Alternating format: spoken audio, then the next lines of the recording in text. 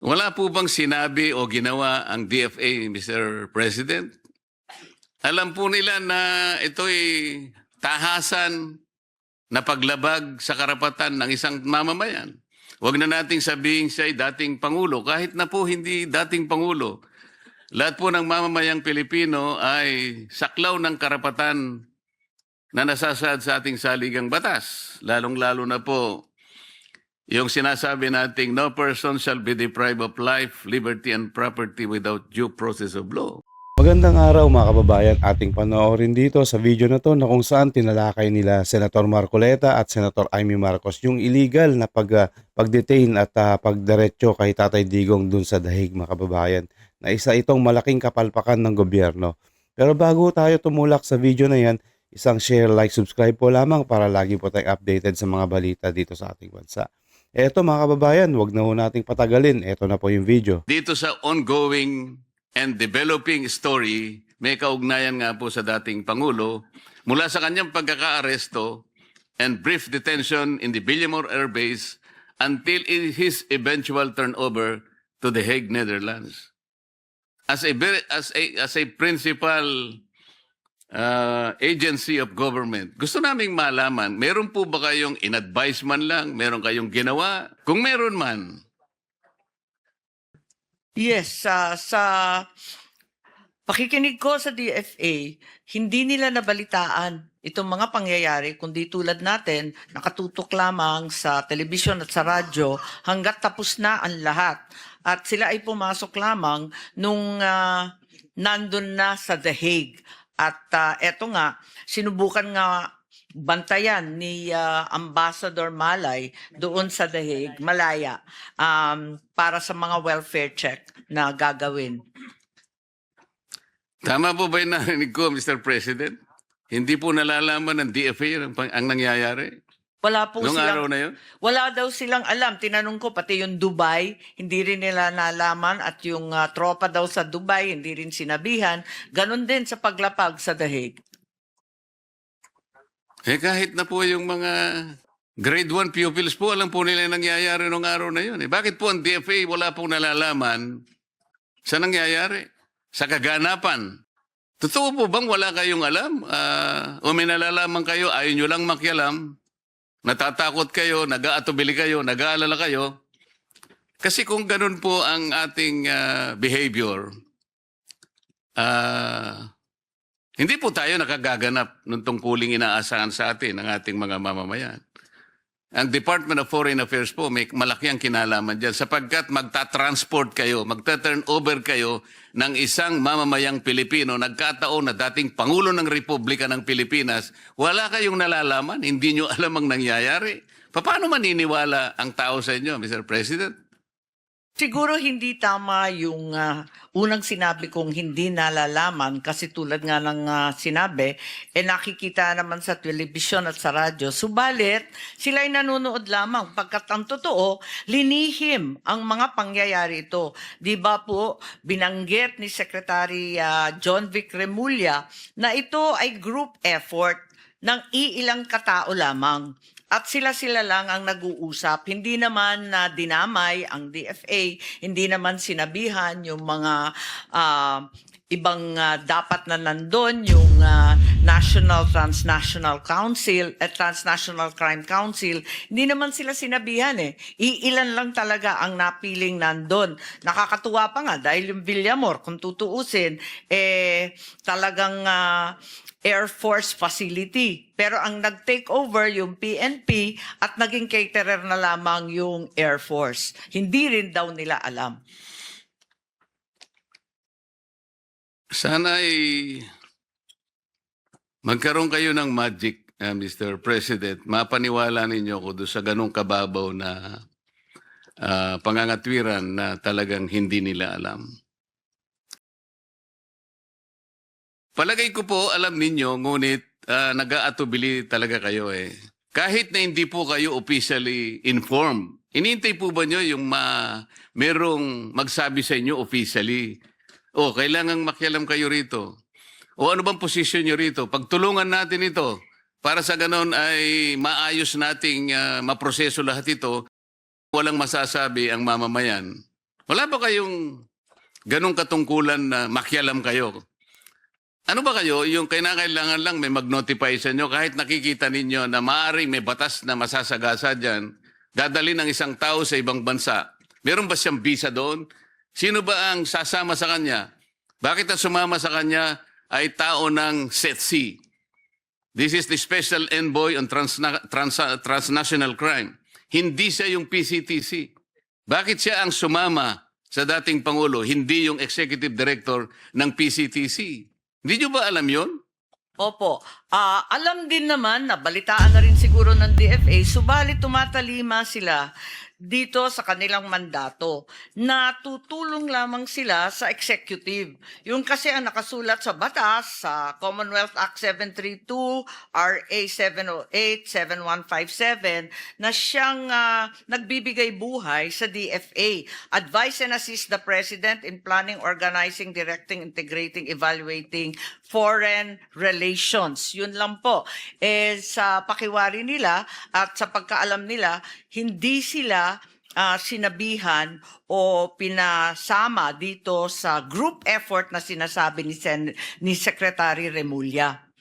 Masyado namang napaka-parokyal po nung tinuntun po ninyong argumento, Mr. President.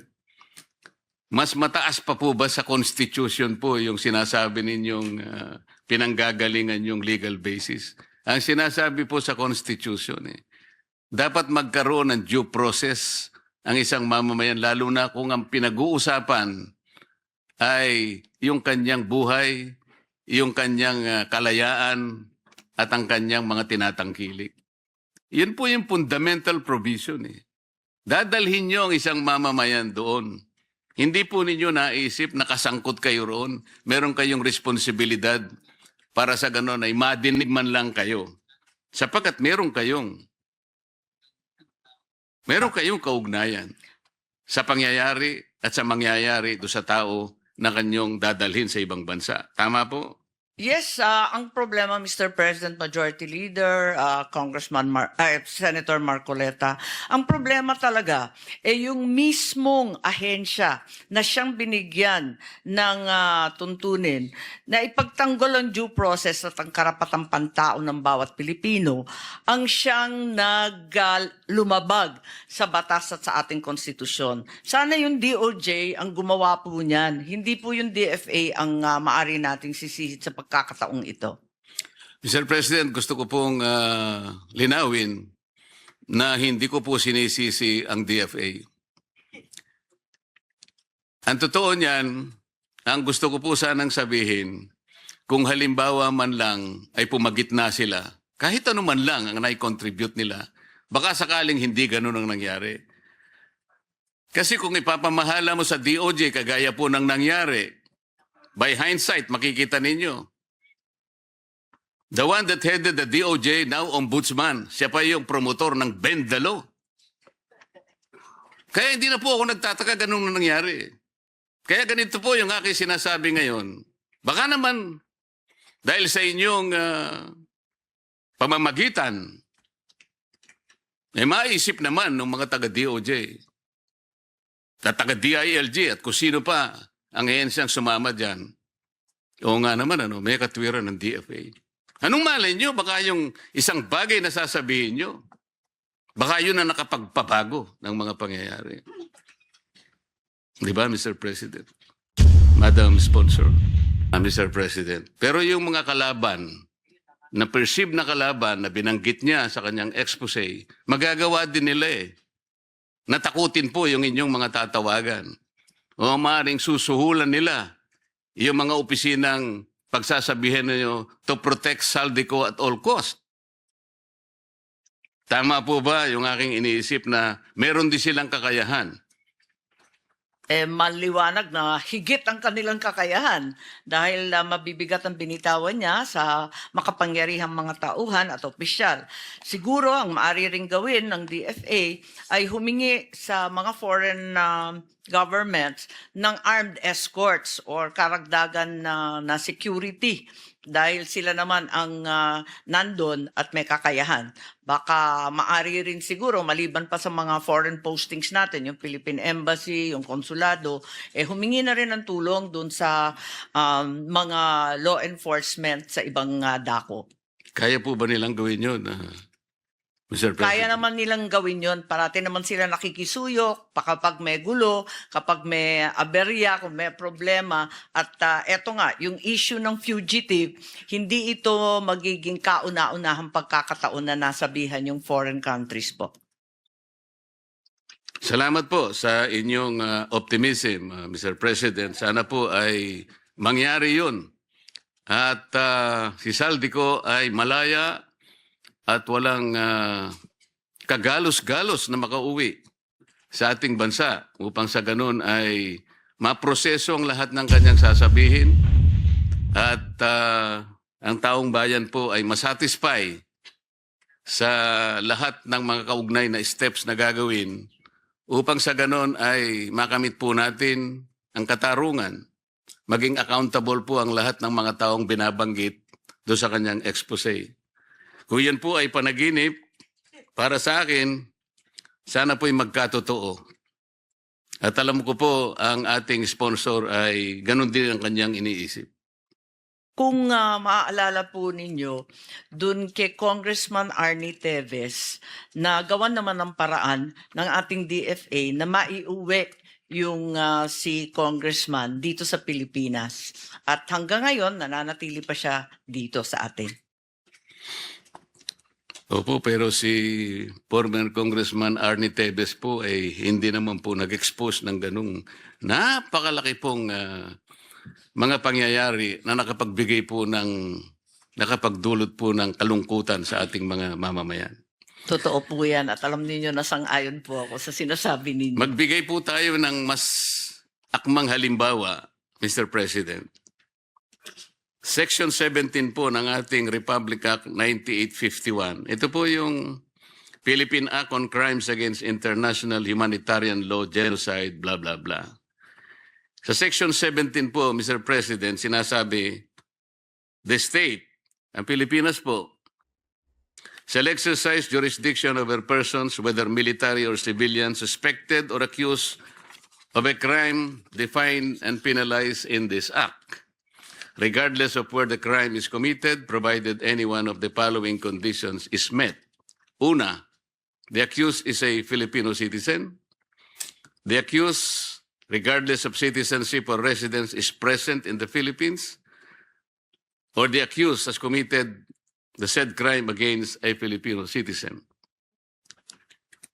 Ito po yung bone of contention. In the interest of the relevant Philippine authorities may dispense with investigation or prosecution of a crime punishable under this Act if another court or international tribunal is already conducting the investigation or undertaking the prosecution of such crime.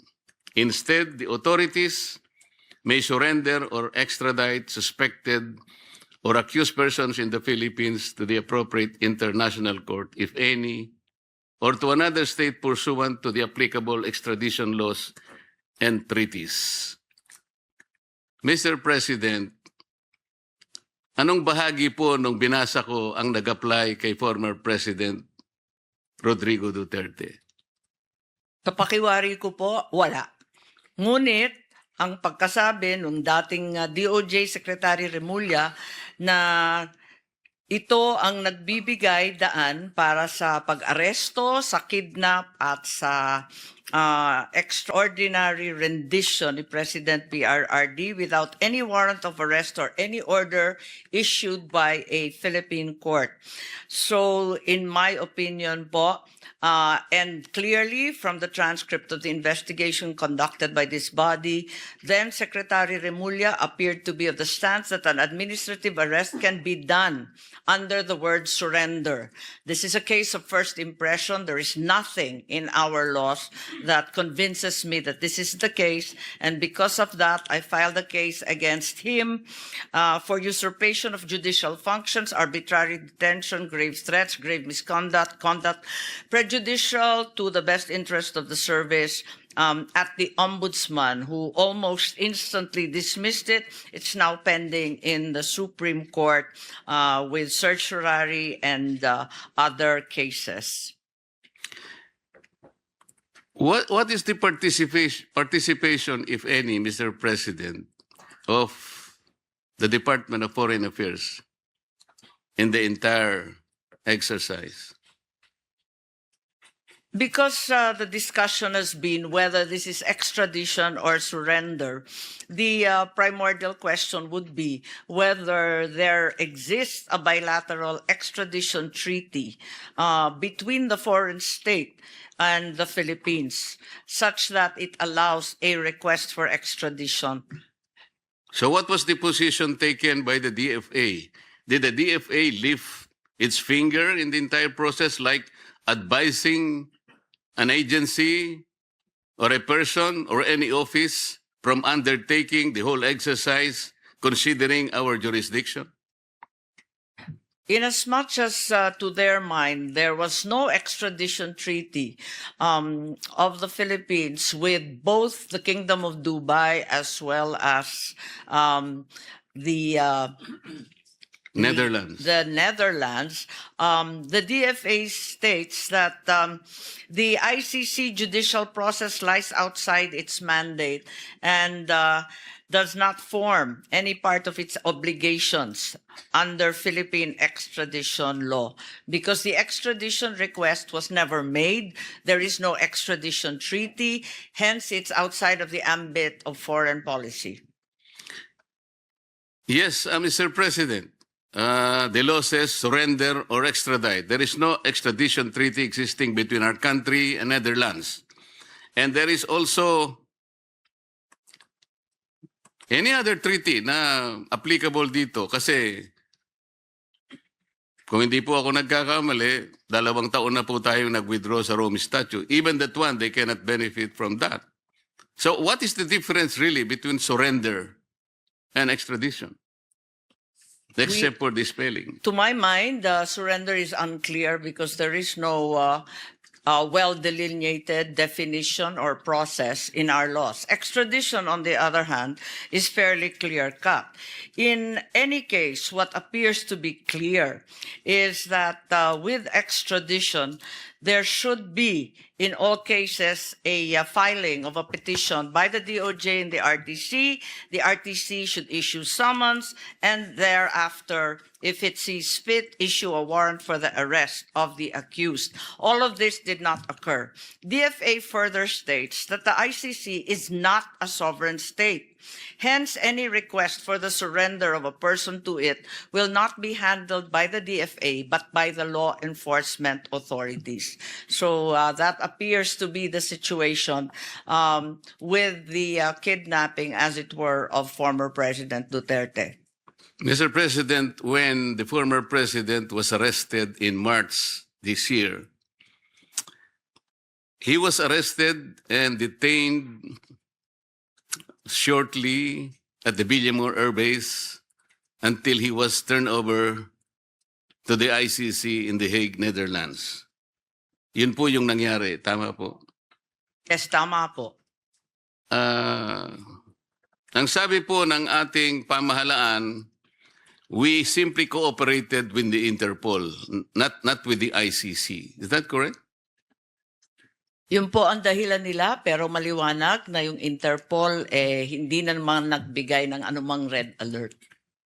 Ang pagkakaalam ko po, although hindi naman official po na inamin, yung ICC po ay nag-issue raw ng warrant of arrest against the former president. Tama, wala po, kundi simpleng diffusion notice lang po ang pinamigay. Na napakaliwanag dun sa diffusion notice na kinakailangan ng warrant of arrest na manggagaling sa mga authorized court. But Mr. President, may hawak nga po silang kopya ng warrant of arrest pero Wala po sa papel nandun lamang sa cellphone ni General Torre at the time. Tama. Yun din ang sinabi. Yun din ang salaysay ni General Torre na pinakita daw niya sa cellphone at lumipas ang ilang oras bago binigyan ng maayos at hard copy, ika nga. Kung Interpol po ang pinagbigyan ng ICC, and the Interpol is the one to serve the warrant of arrest to the former president, which office is the local counterpart of Interpol in this country, Mr. President? Ang ICC warrant dapat hindi enforceable po dahil maliwanag nga na yung Interpol, unang-una, nasa konstitusyon nila dun sa Section 3 or Article 3 kung naaalala kong tama, hindi dapat manghimasok o makilahok kung ang kaso ay political. At maliwanag na politika ang pinag-uusapan dito. So, yun nga ang nangyari at hanggang ngayon ay nakakulong pa rin ang dating Pangulo. Tama po kayo, Mr. President. Yung diffusion kasi, ang pagkakaalam ko, it is an informal international alert circulated through Interpol channels to request cooperation from member countries. It corresponds to the notices like, may color-coded pala to red, yellow, blue, black, green, purple, and orange if they must comply with Interpol's constitution rules of processing the data. Sa mga tweet, wala pong ibinigay sa Interpol na warrant of arrest, Mr. President. Tama po ba yun?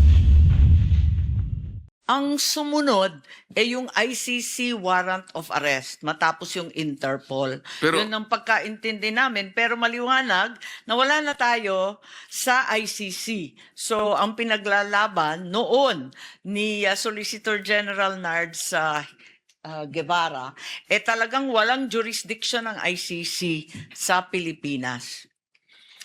Unang-una po kasi, kung babasahin po natin ang isa sa provision ng Rome Statute, sinasabi ron, ang isang citizen na inaresto sa estado, meaning our country, ay kinakailangan dalhin sa to the nearest authority.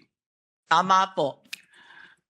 Ang pagkakaalam ko po, pag sinabing judicial authority, korte po yun. Pero ang nangyari, Mr. President, dinala siya sa Villamor Air Base. Sa aking palagay ko po, kahit anong gawin natin, hindi po siya magiging representative ng ating judicial authority. Tama po ba yun? Tama po. At maski yung DOJ, pati yung Prosecutor Fadulion at yung iba pang nandun sa Villamor, ay hindi maaring magpanggap na sila ay korte. Hindi nga po kasi yung DOJ po, executive department po yun. Ang pagkakaalam ko po, ang judicial department po, ito po yung mga korte. Kaya malayong malayo po at hindi nila tinupad mismo yung provision ng Rome Statute. Ngayon, Mr. President, ang tinatanong ko po kanina, kung yung Interpol ay wala siyang kopya ng warrant of arrest, paano po nagkaroon ng warrant of arrest si General Torre para siyang mag-serve sa dating Pangulo? Saan po galing mismo yung warrant of arrest? Yes, ang pagkaalala ko dun sa hearing, pinadala electronically ng ICC dun sa kanilang counterpart dito sa Pilipinas, which is the Philippine Council for Transnational Crime. Yan nga po. If the local counterpart of the Interpol is the PCTC, sila po dapat ang nag-serve ng warrant of arrest. At sila din sana ang nagbasa ng Miranda rights.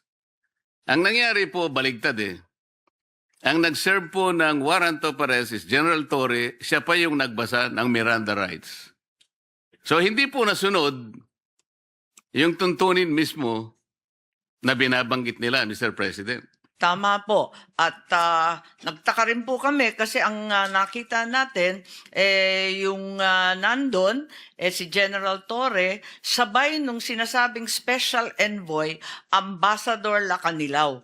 at siya bigla ang may hawak ng ICC warrant at siya rin ang sumama kay dating Presidente Duterte hanggang sa The Hague. Pinagtatakahan po dahil yung NCTC ay walang alam sa pag-a-appoint niya at pagbibigay ng otoridad sa kanya. So sa mga tweet po, maski na sa ating local jurisdiction, Mr. President, yung pong mga sabina o mga court order, lahat po ng order ng korte, ang sheriff po ang nagdadala. Nagpapatulong lang siya sa pulis kung kinakailangan, pero hindi po pwedeng sheriff. Dito po sa pangyayaring ito, yung sheriff, dapat yung executive order, ay executive director ng PCTC, ang nag-serve ng warrant at siyang dapat na nagbasa ng Miranda warnings. Tama po? Tama po. Lahat linabag po mula sa konstitusyon hanggang sa international law hanggang sa sariling batas ng ating bansa. Wala po bang sinabi o ginawa ang DFA, Mr. President? Alam po nila na ito'y tahasan na paglabag sa karapatan ng isang mamamayan. Huwag na nating sabihin siya'y dating Pangulo, kahit na po hindi dating Pangulo. Lahat po ng mamamayang Pilipino ay saklaw ng karapatan na nasasaad sa ating saligang batas. Lalong-lalo na po yung sinasabi nating no person shall be deprived of life, liberty, and property without due process of law. Dito po, talagang walang due process. Nagsalita po ba o gumawa man lang ng aksyon ang DFA sa anumang kaparaanan para ito'y maipaalam natin doon sa grupo ng mga tao o opisina na gumawa ng bagay na ito laban sa dating Pangulong Rodrigo Duterte? Ang tanging nagawa lamang ng DFA, pagkat sila na rin ang huling nakaalam ng mga pangyayari, yung mga welfare check nung dumating na sa detention center ng The Hague ang dating Pangulo. Dahil ang tumayong kinatawan ng DFA pati ng NCTC ay si Ambassador Lacanilao. Yung welfare check, ginawa ng DFA tulad ng ginagawa nila para sa iba't ibang kababayan natin sa ibang bansa, para sa physical, mental health, legal status, communication sa pamilya, human aid, access to counsel, at iba't iba pa. May base ito sa iba't ibang batas, pati international law at mga tratado natin. Subalit, ang alam ko, tinutulan po ito ng Duterte family, pati ng kanyang abogado, si Attorney Kaufman po. Diyan na po nagtatapos yung video mga kababayan. Huwag niyo mong kalimutan i-like, share, subscribe nang sa ganun updated po tayo sa mga balita dito sa ating bansa. Maraming salamat po mga kababayan. Ito po ang News That Matters. Mag-iingat po kayo palagi and God bless.